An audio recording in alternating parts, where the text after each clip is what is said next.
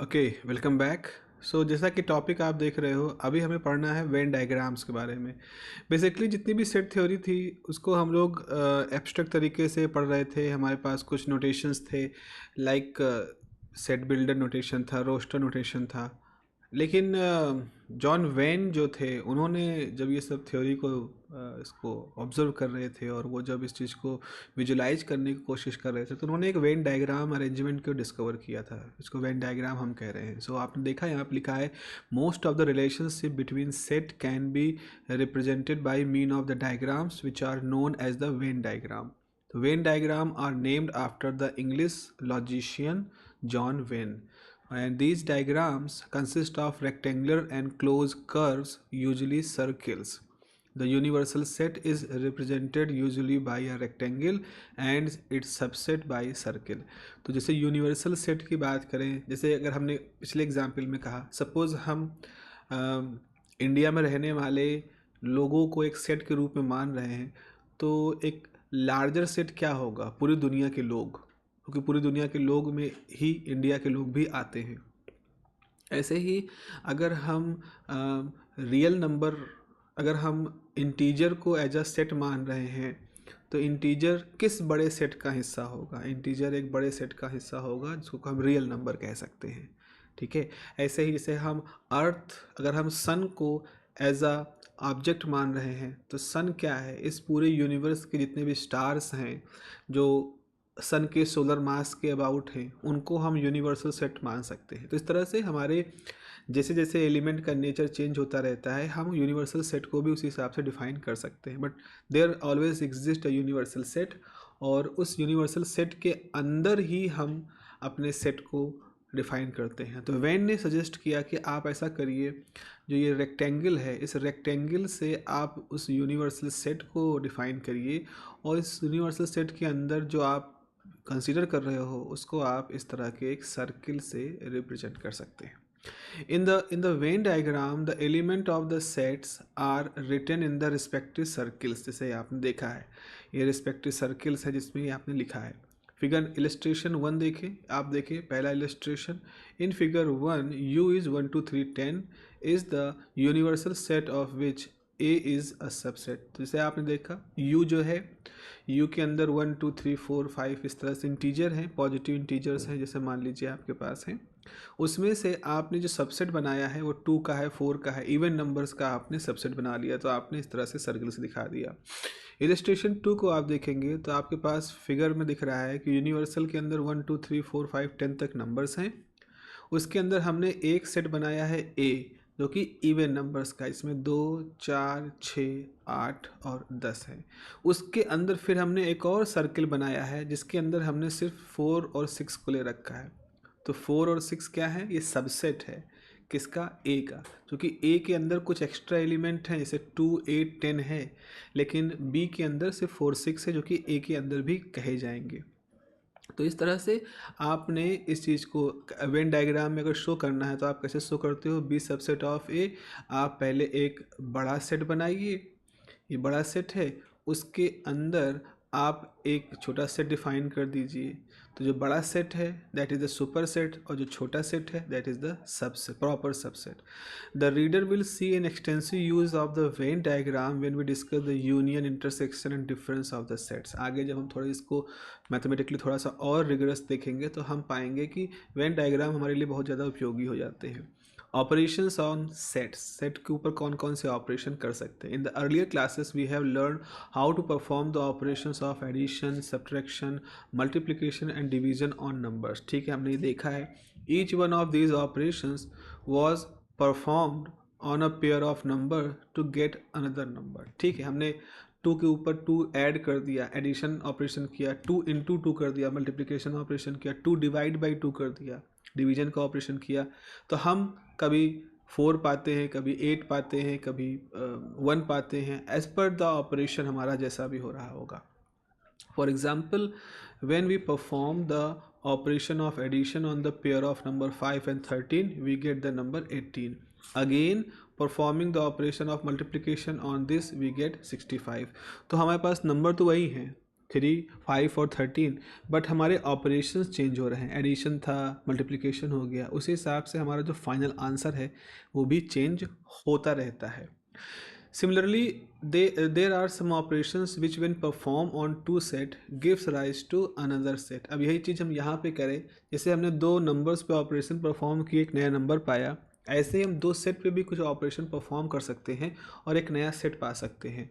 We will now define certain operations on the set and examine their properties. Henceforth we will refer all our set subset of the some universal set। ठीक है, अब हम कुछ परिभाषाएं देने वाले हैं और उन परिभाषाओं को हम ऑपरेशंस के साथ अटैच करेंगे और फिर उनकी प्रॉपर्टी भी देखेंगे क्या इसका मतलब है। जैसे कि एक डेफिनीशन है, बहुत ही इंपॉर्टेंट डेफिनीशन है, यूनियन ऑफ सेट। जैसा कि आपको आइडिया है, यूनियन का मतलब होता है कलेक्शन, यूनियन का मतलब होता है संग्रह। जैसे यूनियन का मतलब होता है जब बहुत सारे लोग या बहुत सारी संस्थाएं आपस में कलेक्ट होती हैं। तो मान लीजिए let A and B are any two set, ठीक है। The union of A and B set which consist of all the elements of A and all the elements of B and the common element being taken only once। The symbol u, this u like symbol है, it is union symbol। Symbolically we write a union b and usually read a union b। जैसे समझ लो ऐसा है कि suppose आप एक व्यक्ति थे, आपके पास मैथ की एक कोई बुक थी x, आपके पास फिजिक्स की एक बुक थी x, आपके पास केमिस्ट्री की बुक थी x पब्लिकेशन की, ठीक है। उसके बाद आप एक फ्रेंड है आपके बी हैं, उनके पास मैथ की भी बुक है x पब्लिकेशन की, लेकिन फिजिक्स किसी y पब्लिकेशन की, केमिस्ट्री किसी s पब्लिकेशन की, इस तरह से। अब आप दोनों लोग कहते हो कि चलो हम लोग एक ही रूम में रहते हैं सो दैट कि हम लोग कंबाइंड पढ़ाई कर सकें।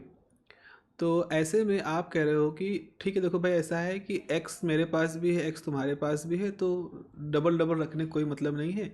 या तो आप उसको बाहर, मतलब आप घर पे छोड़ आओ या हम घर पे छोड़ आते हैं। तो अब क्या हुआ, जैसे आप दोनों लोगों एक रूम में रहने लगे, यूनियन बना करके कंबाइन हो गए, तो आपने mx रिपीट नहीं किया, आपने px रखा, आपने cx रखा, मित्र ने पी वाई रखा, सी एस रखा। तो इस तरह से बिना किसी एलिमेंट को रिपीट किए आपने एक सेट बना दिया और ये सेट जो है वो ए यूनियन बी कहलाएगा, क्योंकि ए के सारे एलिमेंट भी इसमें हैं और बी के सारे एलिमेंट भी इसमें हैं। इस तरह से है। तो वही लिखा है common element being taken only once. Common element को हम केवल एक बार लेते हैं। सेट में वैसे भी हम रिपीटिशन को अवॉइड करते हैं। तो एग्जाम्पल क्या है, मान लीजिए सेट ए है 2 4 6 8 और बी है 6 8 10। देखो कॉमन क्या है, 6 8 कॉमन है, 6 8 कॉमन है, 2 4 यहाँ है, 10 इधर है, ए यूनियन बी है। So we have A union B 2 4 6 this है। Note that the common element 6 and 8 have been taken only once while the writing A union B. जाहिर सी बात है 6 और 8 दोनों जगहों था तो एक ही जगह पर रखेंगे, एक ही जगह पर रखा गया है। बाकी जो नए थे वो रखे गए, जो इधर नए थे वो रखे गए। एग्जाम्पल 3, मान लीजिए ए ई आई वॉवल्स हैं, बी है ए आई यू। तो ए भी कॉमन है, आई भी कॉमन है, यू भी कॉमन है। तो जब हम इसका सेट बनाएंगे ए यूनियन बी, तो आप क्या देखोगे, सिर्फ ए मिलेगा, क्योंकि जब आप कॉमन चीज़ को दोबारा रिपीट नहीं कर रहे हो तो ए यूनियन से क्या बनेगा, यही बनेगा जो कि असल में सेट ए है। तो इस तरह से आपका ए बन गया। तो यहाँ पर हम ये भी कह सकते हैं कि बी जो है वो ए का सबसेट था, जो कि बी के सारे एलिमेंट ए में थे लेकिन ए में कुछ एक्स्ट्रा भी थे, तो बी ए का सबसेट है। तो अब ये समझो, अगर हम किसी सबसेट और सेट का यूनियन बना दें तो आंसर वही सेट आएगा। ये यहाँ से एक रूल निकल के आया है। सो यहाँ से रूल, और ये ऑब्वियस सी बात है भाई। देखो यहाँ पर बी के अंदर क्या था, बी के अंदर ए आई यू था और ए के अंदर ए ई आई ओ यू है। रिपीटिशन होना नहीं है, यूनियन करोगे तो ए ई आई ओ यू होगा जो ए का हो जाएगा, क्योंकि बी जो है ऑलरेडी ए का सबसेट था, ए सुपर सेट था, तो सुपर सेट ही हम लिखेंगे। तो यहाँ से हमने ये रूल पाया कि अगर बी ए का सबसेट है, यानी बी ए का प्रॉपर सबसेट है, तो उनका यूनियन जो होगा वो सुपर सेट के ही बराबर आएगा। ओके, देखें एग्जाम्पल, अगले एग्जाम्पल को। मान लो एक सेट एक्स है जिसमें कि राम, गीता, अकबर हैं और स्टूडेंट हैं 11th क्लास के, who are in school hockey team. एक वाई है जिसमें गीता, डेविड, अशोक हैं, वो है student from class 11 who are in the school football team. तुम्हारे पास एक्स एक हॉकी टीम के लोगों की है और वाई जो है वो फुटबॉल टीम के लोगों की है। तो अब हम कह रहे हैं कि हम हॉकी टीम और फुटबॉल टीम के यूनियन ले लें और इंटरप्रेट करें सेट का। तो देखो यहाँ पर इसमें क्या होगा, राम चूँकि सिर्फ हॉकी खेलता है तो रहेगा। गीता है जो कि हॉकी और फुटबॉल दोनों खेलती है लेकिन एक बार ही रहेंगे। अकबर यूनिक हैं तो अकबर रहेंगे। डेविड यूनिक है, डेविड रहेंगे। अशोक रहेंगे। तो this is the set of students of 11th class who are in the hockey team और द फुटबॉल टीम और बोथ। मतलब आप सोचो कि स्कूल में दो ही गेम होते हैं, हॉकी और फुटबॉल। तो आपका जो सेट है एक्स यूनियन वाई, ये सेट क्या बता रहा है?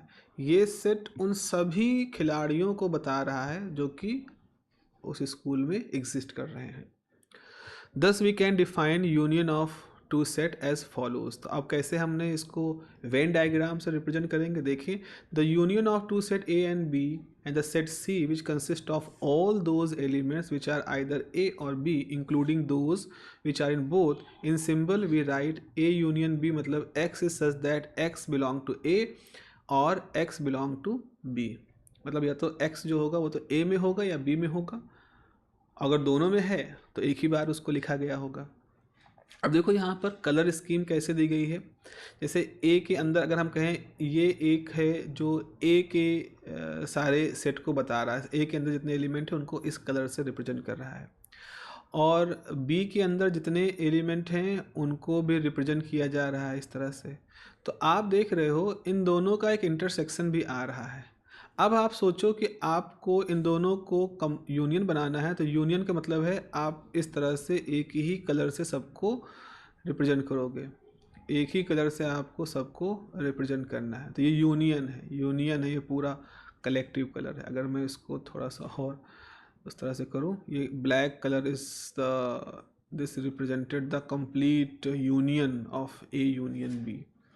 सो the union of the two set can be represented by the Venn diagram, जैसा कि यहाँ दिखाया गया shaded portion is A union B. अच्छा, यहाँ पे देखो कुछ प्रॉपर्टीज़ और भी हम यहाँ पर एडिशनल देख सकते हैं कि ए यूनियन बी और या बी यूनियन ए एक ही चीज़ होती है।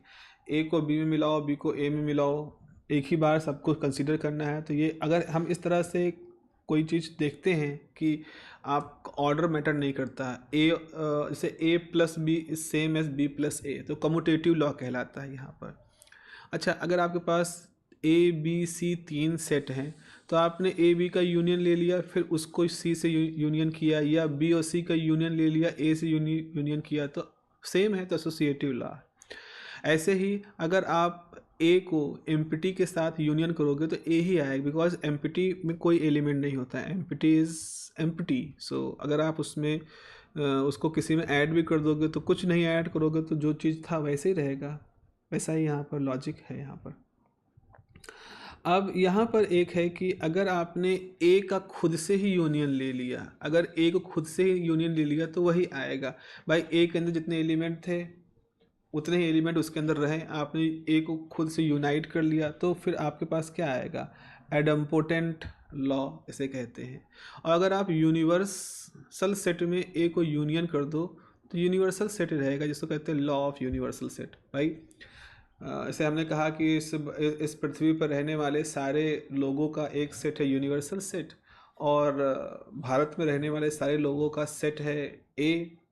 अब हमने विश्व में रहने वाले सारे सेट्स को भारत में रहने वाले सारे सेट के साथ यूनियन कर दिया, तो यूनिवर्सल के अंदर तो भारत के लोग ऑलरेडी थे, आपने जब उसको यूनियन किया तो रिपीटिशन तो हम करेंगे नहीं, तो हमारा जो सेट होगा उसके अंदर जो इंडिया के सेट पहले से थे वही चीज़ रहेगा। तो इस तरह से हमारे पास कुछ टेक्निकल नाम निकल के आते हैं। अब आइडेम्पोटेंट लॉ है, लॉ ऑफ यूनिवर्सल सेट है, डिस्ट्रीब्यूशन है, एसोसिएशन है, और वो जो आइडेंटिटी एम्प्टी मैट्रिक्स वाला, ये सब हमको याद रखने पड़ेंगे, थोड़ा सा बार बार उसको दोहराना पड़ेगा, सो दैट कि आने वाले समय में अगर हम इसको टेक्निकल लैंग्वेज में बोलें तो हम कंफ्यूज ना हो जाएं कि भाई आइडेम्पोटेंट लॉ क्या होता है। अब ये तो हो गया यूनियन का। यूनियन से आपने कुछ समझा कि यूनाइट कर दिया गया, सबको इकट्ठा कर लिया गया, कंबाइन कर लिया गया है ना, एक तरह का एसोसिएशन हो गया। अच्छा, ऐसा भी हो सकता है कि हम इसका उल्टा करें, हम केवल अभी हमने क्या किया, जो कॉमन थे उनको हमने रिपीट नहीं किया, लेकिन ऐसा भी हम कर सकते हैं ना कि जो कॉमन है केवल उन्हीं को रखे, बाकी सबको हटा दें। जैसे अभी क्या किया, जो कॉमन थे उनको एक ही बार कंसिडर किया। अब हम इसका उल्टा सोचें कि जो कॉमन है केवल उसको ही रखें, बाकी सबको हटा दें। तो ऐसी सोच अगर आप रखते हो सेट में, तो ऐसे ऑपरेशन को हम कहते हैं इंटरसेक्शन ऑफ सेट का ऑपरेशन, इंटरसेक्ट करना। The intersection set of A and B is the set of all elements which are common in both A and B. The symbol, ये रिवर्स ऑफ, चूंकि union का उल्टा होता है तो you का सिंबल अगर ऊपर था तो इसका उल्टा हो गया, is used to denote the intersection. So the intersection of two set of all those elements which belong to both A and B, symbolically we can write A union A intersection B, यानी A x such that है x belong to A and x belong to b। तो जहाँ union का जब हम लोग बात कर रहे थे तो यूनियन में यहाँ एंड की जगह पे क्या था, एंड और दोनों थे, हो भी और या, मतलब या तो ए में हो या बी में हो, या हो सकता है ए और बी दोनों में हो, लेकिन यहाँ एक स्ट्रिक्ट कंडीशन लगती है कि वही एक्स एलिमेंट वही होगा जो सेट ए में भी होगा और सेट बी में भी होगा। तो एक तरह से आप अगर इसको टेक्निकली देखो तो intersection is the reverse of union, उल्टा है, यूनियन का उल्टा है आपका इंटरसेक्शन। तो जहाँ वहाँ कॉमन चीज़ों को रिपीट नहीं करते हैं, यहाँ सिर्फ कॉमन चीज़ को ही सस्टेन करते हैं, इसीलिए इसका सिंबल भी उल्टा बना हुआ है। जैसे आप देखें एग्जाम्पल, हम इसके कुछ एग्जाम्पल जो हमारे सामने हैं। Consider the set A and B of example 12, find A intersection B. क्या था भाई एग्जाम्पल 12, एग्जाम्पल 12 हमारे पास था 2 4 6 8 है, देखो यहाँ पर, यहाँ 2 4 6 8 है, यहाँ 6 8 10 12 है, तो 6 8 यहाँ भी 6 8 यहाँ भी। अब इंटरसेक्स के मामले में क्या होगा, सिर्फ 6 8 ही रहेगा, क्योंकि जो कॉमन है उसी को रखना है। तो we see that 6 and 8 are only the element which are common to both A and B, hence A intersection is 6 8। ऐसे ही consider the set X of example 14, find X intersection. जैसे वो एक फुटबॉल के खिलाड़ी और क्रिकेट खिलाड़ी वाली बात चल रही थी, तो गीता एक ऐसी थी जो कि दोनों में ही थी, मतलब वो हॉकी और फुटबॉल दोनों खेलती थी। तो अगर आप इंटरसेक्शन लोगे खिलाड़ियों का, 11th क्लास के बच्चों के जो खिलाड़ी हैं उनमें गीता इस इंटरसेक्शन में आएंगी। मान लीजिए सेट ए है 1 2 3 4 5 6 7 8 9 10, बी है 2 3 5 7, तो आप देख रहे हो कि 2 3 5 7 दोनों जगह पे कॉमन है। तो 2 3 5 7, अब बी क्या था, यहाँ बी सबसेट था, बी सबसेट था ए का। तो अब जब आप इंटरसेक्शन लोगे तो जितना जितना कम से कम बी में कॉमन है केवल वही रहेगा। तो हम ये पाते हैं ए इंटरसेक्शन बी सबसेट होता है। अब यहाँ पर आपको दो चीज़ें फिर से समझनी है। हमने पढ़ा था, इससे पहले वाले जगह पे पढ़ा था कि अगर ए एक सेट है, सुपर सेट है, बी उसका सबसेट है, और अगर आप ए यूनियन बी ले रहे हो तो आपको बड़ा वाला सेट मिलेगा। अब ये था बड़ा वाला सेट, यानी सुपर सेट आपको मिलेगा।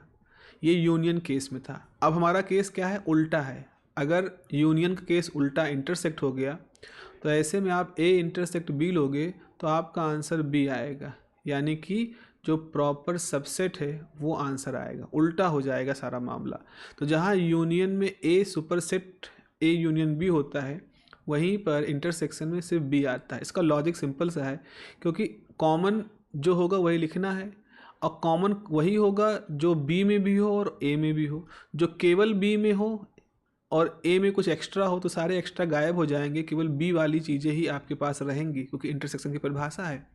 इसीलिए ए इंटरसेक्शन बी होता है। तो इसमें कुछ रटना नहीं है, ये एक तरह से मतलब यूनियन का उल्टा है। जहाँ यूनियन में कॉमन चीज़ को हम निगलेक्ट कर देते, मतलब उसको हम नज़रअंदाज करते थे, दो दो बार आ रहे तो रिपीट करने इसके बजाय, वही इंटरसेक्शन में उन कॉमन चीज़ों को ही हम केवल रख रहे होते हैं। तो इस तरह से आपके पास ये लॉजिक आ गया। सो यहाँ पर सोल्यूशन क्या हुआ, we have A this 2 3 5 7 which is equal to B. So we note that B अगर ए का प्रॉपर सबसेट है तो ऐसे में ए इंटरसेक्शन बी होगा। डेफिनेशन 6 क्या कहती है, the intersection of two sets A and B is the set of all those elements which belong to both A and B. Symbolically we can write A intersection क्या होगा, X ऐसा हो जो A के में भी हो और B में भी हो। ये वेन डायग्राम को देखो, वेन डायग्राम को देखो जरा, हम इसको कलर करना चाहें तो मान लीजिए हमने A के जितने एलिमेंट थे उनको हमने स्काई ब्लू से कवर कर दिया, ठीक है, और जो B है उसके जितने एलिमेंट थे उनको हमने ग्रीन कलर से कवर कर दिया। अब हम यहाँ पर देख रहे हैं कि बीच में एक ऐसा हिस्सा आ रहा है जो ना ब्लू है ना ग्रीन है, या कुछ हम इसको अलग कर दें, ये कुछ अलग तरह का हिस्सा है। तो ये जो हिस्सा है वो जो ए में भी है और जो बी में भी है, इसीलिए ना वो ए की तरह दिख रहा है ना बी की तरह दिख रहा है, और इसको इंटरसेक्शन कहेंगे। जो एक्स जो ए में भी है, एक्स जो बी में भी है।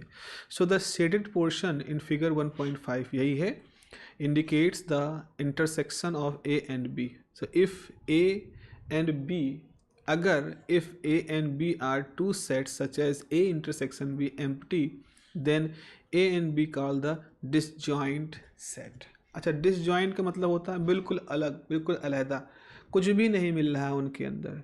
जैसे A एक सेट है जिसके सारे एलिमेंट इसके अंदर इंक्लूडेड हैं, बी एक सेट है जिसके सारे एलिमेंट उसके अंदर इंक्लूडेड हैं, और इनका इंटरसेक्शन हो ही नहीं रहा है। मतलब अगर हम सोचें इनका इंटरसेक्शन माने तो उसमें कोई एलिमेंट नहीं है। तो ये वैसा लिखने का तरीका है कि अगर ए इंटरसेक्शन कुछ ना हो यानी एम्प्टी सेट हो, तो ऐसे सेट को हम क्या कहते हैं, डिसजॉइंट सेट कहते हैं। डिसजॉइंट मतलब they have nothing common, they have nothing common. और अगर हम इनका यूनियन लेंगे तब तो फिर ओवरऑल तुम्हारे पास आ ही जाएगा, ए में जितने हैं वो रहेंगे, बी में जितने वो रहेंगे, रिपीटिशन किसी को होना नहीं है। हम यूनियन तो बना सकते हैं लेकिन उनमें उनका इंटरसेक्शन नहीं बना सकते। फॉर एग्जांपल जैसे ए है 2 4 6 8 है, बी है 1 3 5 7 है। अगर इसका यूनियन लोगे उसमें 1 2 3 4 5 6 7 8 ये सारे एलिमेंट हो जाएंगे, 8 एलिमेंट होंगे, लेकिन इंटरसेक्शन में कुछ भी कॉमन नहीं। Then A and B are disjoint sets because there is no element which are common to A and B. The disjoint sets can be represented by means of Venn diagram as shown in 1.6. In the above diagram A and B are the disjoint set. इनको हम disjoint set कह रहे होते हैं। Disjoint set की भी property वैसे ही हम डिफाइन कर सकते हैं जैसे यूनियन की डिफाइन की थी। जैसे हमारे पास यहाँ था कि A intersection B is B intersection A. Okay, A intersection B then C से साथ लो, चाहे बी सी का लेके फिर ए के साथ लो, सेम आएगा। एसोसिएटिव लॉ पहले वाला कम्यूटेटिव लॉ था। एम्पिटी के साथ वही है, एम्पिटी तो सब कहीं है ही नहीं, तो लॉ ऑफ एम्पिटीनेस या लॉ ऑफ यूनिवर्सल लॉ यहाँ पे क्या होगा, अगर आपने एम्पिटी सेट के साथ इंटरसेक्शन लिया तो एम्पिटी ही मिलेगा, क्योंकि जिस पर छोटा होता है वही होगा। अब ए के अंदर सब कुछ है लेकिन ए के अंदर एम्पिटीनेस भी है, और नल सेट के अंदर सिर्फ एम्पिटीनेस है। तो जैसे आप ए और नल सेट का इंटरसेक्शन लोगे तो जो सेट ए के अंदर जितनी भी इम्पिटीनेस है वो तो कॉमन रहेगी। तो इस तरह से क्या होगा, एम्पिटीनेस को अगर आप देखोगे तो set phi null set phi intersection A is the null set phi. थोड़ा सा फिलोसफिकली सोचिएगा, आप समझ जाओगे। अब यूनिवर्सल के साथ क्या है, अब यूनिवर्सल में अगर ए का इंटरसेक्शन लोगे तो जितना ए में कॉमन है वही रहेगा। ये बिल्कुल उल्टा है यूनिवर्सल, बिल्कुल ये यूनिवर्सल का उल्टा है। एडम्पोटेंट लॉ भी यहीं पर है, जितना ए में था उतना ए में कॉमन है तो उतना ही रहेगा। तो ये एक ऐसा लॉ, एडम्पोटेंट लॉ ऐसा है जो कि जैसा यूनियन में था वैसा ही यहाँ पर भी है। वहाँ पर भी ऐसे ही कह रहे थे आप, यहाँ पर भी इंटरसेक्शन के लिए। तो एडम्पोटेंट लॉ एक तरह से ऐसा लॉ है जो कि उल्टा सीधा यानी यूनियन और इंटरसेक्शन दोनों में एक ही तरह से बिहेव करता है। तो हम लोगों ने दो चीज़ देख ली, एक तो हमने पढ़ा कि कैसे वो आपका यूनियन का लॉ काम करता है और कैसे इंटरसेक्शन का लॉ काम करता है। अब एक चीज़ डिस्ट्रीब्यूटिव लॉ, बड़ा इंटरेस्टिंग सा लॉ, इसको देखें। इसमें कह रहे हैं कि अगर आपके पास बी इंटरसेक्शन सी है और इस बी इंटरसेक्शन सी का आप ए के साथ बी यूनियन सी है, एक सेट बन गया, फिर उस सेट का आप ए के साथ इंटरसेक्शन लो। इस चीज़ को आप ऐसे भी दे सकते हो कि अगर आपने ए और बी का इंटरसेक्शन ले लिया, ए और सी का इंटरसेक्शन ले लिया और फिर दोनों का यूनियन ले लिया, तो दोनों ही एक जैसे हो जाएंगे। ये कुछ वैसा आपको लग रहा होगा कि जैसे कुछ अगर आपके पास जैसे ए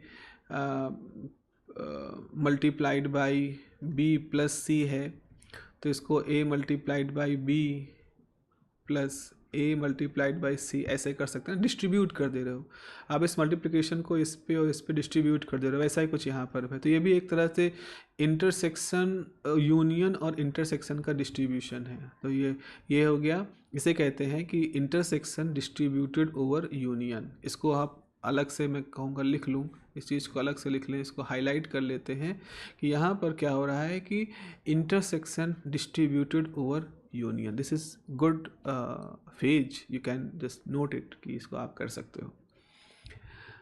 देखें वेन डायग्राम पे इसी चीज़ को हम कैसे समझा सकते हैं। जैसे मान लीजिए हमने कहा बी और सी का यूनियन ले लिया, तो बी और सी का यूनियन लेने का मतलब है कि आपने कुछ एलिमेंट रखे जो बी में थे केवल, जैसे बी के अंदर जितने एलिमेंट है, सपोज ये स्काई ब्लू है, ठीक है।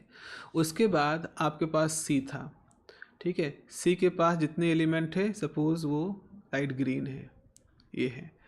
तो बी यूनियन सी का मतलब क्या हुआ कि दोनों को मिला दिया। दोनों को मिलाने का मतलब क्या है कि आप एक कॉमन कलर जो है वो दोनों में रंग सकते हैं। पहले आपने एक को अलग से करा था, एक को अलग से किया था, लेकिन यूनियन का मतलब है आप दोनों को एक रंग से रंग देते हैं।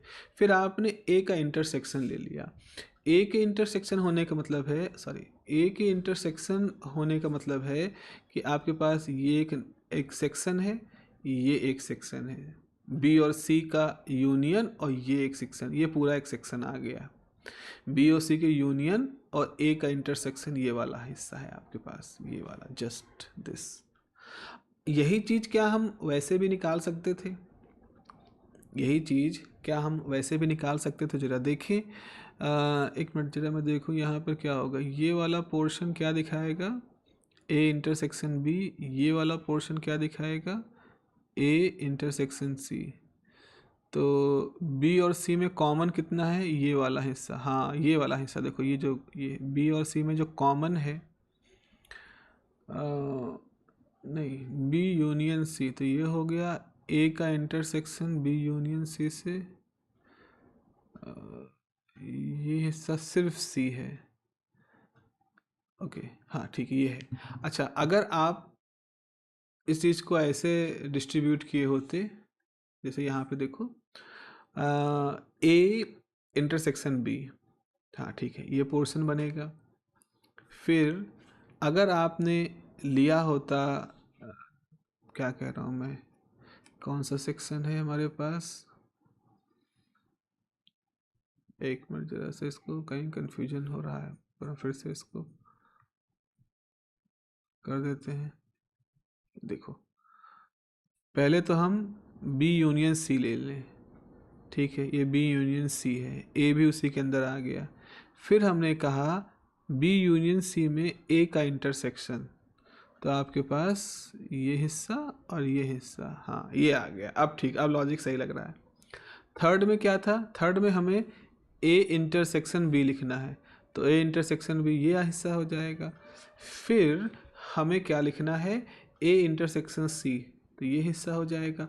और जैसे ही हम ए इंटरसेक्शन बी, यानी कि आपके इस पर्टिकुलर हिस्से को और इस पर्टिकुलर हिस्से को जोड़ोगे, तो आपके पास ये पूरा हिस्सा आ जाएगा, जो कि बिल्कुल मैच कर रहा है, कहाँ गया, इसके साथ। ये वाला हिस्सा देखो, ये हिस्सा, और यहाँ पर जो ये है ये सेम है। तो वेन डायग्राम के थ्रू भी हम इस तरह से जो सेट के सिंबल्स हैं उनको यूज कर सकते हैं, उनको यूटिलाइज कर सकते हैं। अब हम आते हैं अपने अगले हिस्से पे, जहाँ लिखा है difference of set. The difference of set A and be in the order is the set of elements which belong A but not B, symbolically A minus B and read as A minus B। मतलब अगर आपको set A और set B का difference लेना है, तो आपको ये देखना होगा ऐसे सेट जो A में तो हों पर B में ना हो, A में हो पर B में ना हो। अब ये यूनियन भी नहीं, यूनियन में क्या होता है, A B दोनों ही मिला लिए जाते हैं। इंटरसेक्शन में क्या होता है, A B में जो कॉमन इक्वल वही रखा जाता है। ए डिफरेंस बी में क्या है, डिफरेंस ऑफ सेट में क्या है, वो ए में हो पर बी में ना हो, ए में हो पर belong to A but not B. जैसे देखो ए है, सेट ए में 1 2 3 4 5 6 हैं, सेट बी में 2 4 6 8 हैं। तो ए में हो पर बी में ना हो, तो बी में क्या क्या नहीं है, बी में 3 नहीं है, बी में 5 नहीं है, और बी में 1 नहीं है।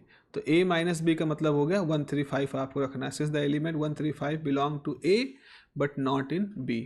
ऐसे ही b माइनस ए रखना हो, मतलब b में हो पर a में ना हो, तो ये कैसा, b में हो पर a में ना हो, तो देखो b में हो पर a में ना हो, तो 2 है, और b में 4 a में है, b में 6 a में है, बी में 8, ए में नहीं है, तो इसका मतलब बी माइनस ए 8 होगा। Since the element A belong to B but not in A, तो यहाँ से हम साफ साफ देख रहे हैं कि यहाँ a minus B is not equal to B minus A, चूँकि a माइनस बी से सेट बनता है 135 का और b माइनस ए से सेट बनता है 8 का। तो ये चीज़ हमने यहाँ पर एक एक्स्ट्रा देख ली है, जो कि वेन मतलब डिफरेंस ऑफ सेट से ये निकल के आ रहा है। ऐसे ही एक और एग्जाम्पल हमारे पास, एग्जाम्पल नंबर 19, जो कहता है कि वी एक सेट है वॉवल्स का A I O U and B is a set A I K U, तो वी माइनस बी, मतलब जो पहला हो वी में हो पर बी में ना हो, तो वी में ए है, बी में ए है, वी में ई है, यहाँ नहीं है, तो इसका मतलब है कि हम ई को रख सकते हैं। फिर वी में आई है, बी में है, वी में ओ है, यहाँ नहीं है, तो हम ओ रख सकते हैं, तो हम ओ रख सकते हैं, ई रख सकते हैं। वी में यू है, यहाँ भी यू है, इसको हटा देंगे, तो हमारे पास we have E U since the element E O belong, E और O belong to V but not in B. अगर उल्टा लोगे तो देखो बी में ए है, वी में है, बी में आई है, वी में है, बी में के है, नहीं है, तो के को आप शामिल कर लीजिए। बी में यू है, यहाँ यू है, तो उसको नहीं कर सकते, तो बी माइनस यू एक ही होगा। इस तरह से हम इसको डिफाइन कर सकते हैं। वेन डायग्राम में देखो, तो वेन डायग्राम में आपको केवल जो कॉमन है उसी को हटाना है, तो जो कॉमन है ए और बी में उसको हटा दिया, बाकी जो बचा वो ए माइनस बी है।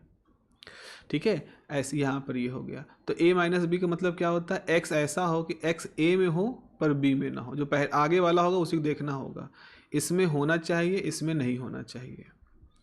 अच्छा, the difference of the two set A and B can be represented by Venn diagram this, ये मतलब ए में हो पर बी में ना हो, तो जहाँ बी है वहाँ पर वो नहीं होना चाहिए, इसीलिए इंटरसेक्शन वाले हिस्से को आपने यहाँ पर वाइट शो कर दिया है। इसको वाइट शो करने का यही मतलब है कि ये तो बी का हिस्सा होगा, ए में नहीं है, तो ए का जो अपना है वो शेडेड रीजन वाला है।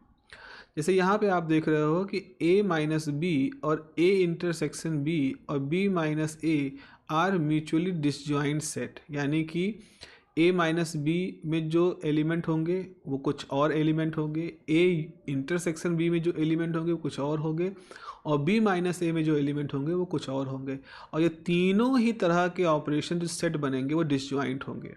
The intersection of any these two set is null set as shown in 19।